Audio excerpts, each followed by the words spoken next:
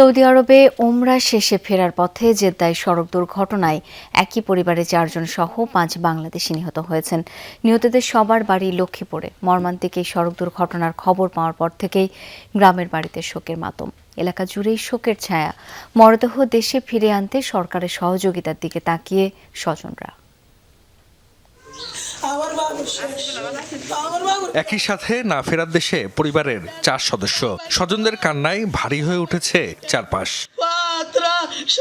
স্বজনরা জানায় গত 3 ফেব্রুয়ারি 3 মেয়ে ও স্ত্রীকে নিয়ে ওমরা করতে সৌদি আরবে যান লক্ষ্মীপুরের রামগঞ্জ উপজেলার নলচড়া গ্রামের মিজানুর রহমান। তিনি সৌদি আরবে ব্যবসা করতেন।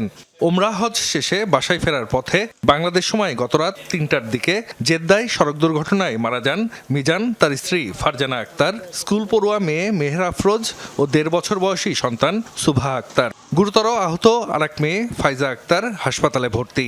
দুর্ঘটনায় প্রাণ হারান গাড়ি চালক জিলানি বাবরও। তারও বাড়ি লক্ষ্মীপুরের রামগঞ্জে।